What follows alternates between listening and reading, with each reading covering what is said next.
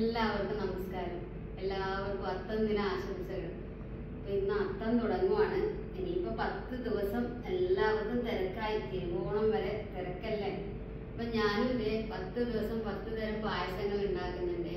ആദ്യത്തെ ഇന്നത്തെ അത്തം ദിവസം നമുക്ക് റോസാപ്പൂ വെച്ചിട്ടുള്ളൊരു പായസം ഉണ്ടാക്കാം. അതിനാദ്യം തന്നെ ഞാനിതൊരു ഷോപ്പിൽ നിന്ന് വാങ്ങിച്ചതാണ്. ഇവിടുത്തെ ഫ്ലവർ ഷോപ്പിൽ നിന്ന് വാങ്ങിയ റോസാപ്പൂവാണ്. ഒരു 200 ഗ്രാമോളം ഉണ്ടാവും. അപ്പോൾ നമുക്ക് ഈ റോസാപ്പൂവിൻ്റെ എല്ലാ പെറ്റൽസ് എല്ലാം ഞാൻ ഉപ്പ് വെള്ളം എടുത്ത് വെച്ചിട്ടുണ്ട്. അതിലോട്ടിട്ട് നല്ലപോലെ കഴുകിയെടുക്കാം. അപ്പോൾ ഞാൻ ഈ റോസാപ്പൂവിൻ്റെ പെറ്റൽസൊക്കെ ഇതിലോട്ട് അടർത്തിയിടട്ടെ. നല്ലപോലെ ഞാൻ ഈ ഉപ്പ് വെള്ളത്തിലൊന്ന് കഴുകിയേ. ഇനി നമുക്ക് ഈ ഉപ്പ് വെള്ളത്തിൽ നിന്ന് കഴുകി മാറ്റിയിട്ട് വീണ്ടും ഒരു നല്ല വെള്ളത്തിൽ കഴുകിയെടുക്കാം. ഞാൻ നല്ല വെള്ളത്തിലും കൂടെ കഴുകി വൃത്തിയാക്കിയെടുത്തേ ഈ റോസിൻ്റെ ഇതളുകളൊക്കെ.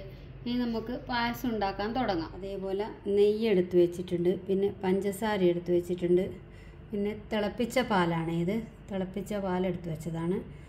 ആവശ്യത്തിനെടുക്കാൻ ഞാൻ കണക്കൊന്നും പറയുന്നില്ല. അതേപോലെ ഇത് നമ്മുടെ പായസത്തിൻ്റെ അരിയില്ലേ, അത് മിക്സിയിലൊന്ന് ക്രഷ് ചെയ്ത് കുക്കറിൽ നല്ലപോലെ വേവിച്ചെടുത്തതാണ്. നമ്മുടെ റവയുടെ അതേപോലെ ആക്കിയിട്ടാണ് വേവിച്ചെടുത്ത് വെച്ചത്. പിന്നെ അണ്ടിപ്പരിപ്പ് മുന്തിരി. നമുക്ക് പായസം ഉണ്ടാക്കാൻ തുടങ്ങാം. ഇന്നപ്പോൾ അത്തം ദിനത്തിൽ തന്നെ നമുക്ക് ഫസ്റ്റ് പായസം തുടങ്ങാം. ഞാനൊരു ഉരുളി അടുപ്പിലോട്ട് വെച്ചിട്ടുണ്ട്. ഇനി അതിലോട്ട് നമുക്ക് കുറച്ച് നെയ്യ് ഒഴിച്ചു കൊടുക്കാം. നെയ്യിലോട്ട് നമ്മൾ എടുത്തു വെച്ച റോസാപ്പൂവിൻ്റെ ഇതളില്ലേ, അത് ചേർത്ത് കൊടുക്കട്ടെ.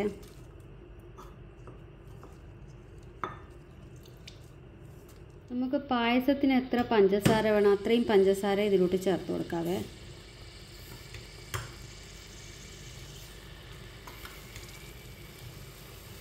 ഇത് കുറച്ചല്ലേ റോസാപ്പൂവുള്ളൂ, അതുകൊണ്ട് അത്രയേ വേണ്ടിയുള്ളൂ. അതുകൊണ്ട് ഞാൻ 3 സ്പൂണ് പഞ്ചസാര ചേർത്തിട്ടുണ്ട്. ഇനി ഈ നെയ്യിലും പഞ്ചസാരയിലും കിടന്ന് നമ്മൾ ഈ റോസിൻ്റെ ഇതൾ നല്ലപോലെ ഒന്ന് വരട്ടിയെടുക്കാം. നല്ല കളറൊക്കെ ഒന്ന് മാറി വരട്ടെ. പഞ്ചസാര ഇതിലോട്ട് നല്ലപോലെ പിടിച്ച് വരട്ടെ. ഇട്ടുകൊടുത്ത റോസാപ്പൂ കളറൊക്കെ മാറി ഈ പഞ്ചസാര പാവിൽ കിടന്ന് നല്ലപോലെ ഒന്ന് ചുരുങ്ങി വന്നേ. ഇനി നമുക്കിതിലോട്ട് നമ്മൾ നേരത്തെ കുക്കറിൽ അടിച്ചു വെച്ച് റൈസില്ലേ, തരി പോലെ, അത് ഒഴിച്ചു കൊടുക്കാവേ. കുറച്ച് ഞാൻ ക്വാണ്ടിറ്റി എടുത്തിട്ടുള്ളൂ. റോസാപ്പൂ ആണെങ്കിലും കുറച്ച് എടുത്തില്ല. അപ്പോൾ അത് നോക്കിയിട്ട് നമ്മൾ ഈ റൈസിൻ്റെ മിക്സ് ഒഴിച്ചു കൊടുത്താൽ മതി. ഇനി നല്ലപോലെ ഇതും കൂടെ വരട്ടിയെടുക്കട്ടെ. ആ റൈസ് കൂടെ ഇതിലോട്ട് നല്ലപോലെ വറ്റി വന്നിട്ടുണ്ട്. ഇനി നമുക്കിതിന് വേണ്ടുന്ന ആവശ്യമുള്ള പാല് ഒഴിച്ചു കൊടുക്കാം. ഞാനിത് കാച്ചി വെച്ച പാലാണ്, അതുകൂടി ചേർത്ത് കൊടുക്കട്ടെ ഇതിലോട്ട്.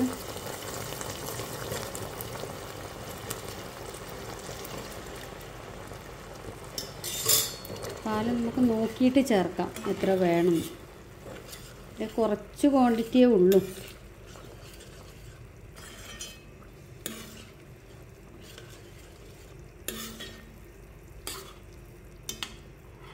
ഇനി ഈ പാലിൽ കിടന്നൊന്ന് നല്ലപോലെ തിളക്കട്ടെ.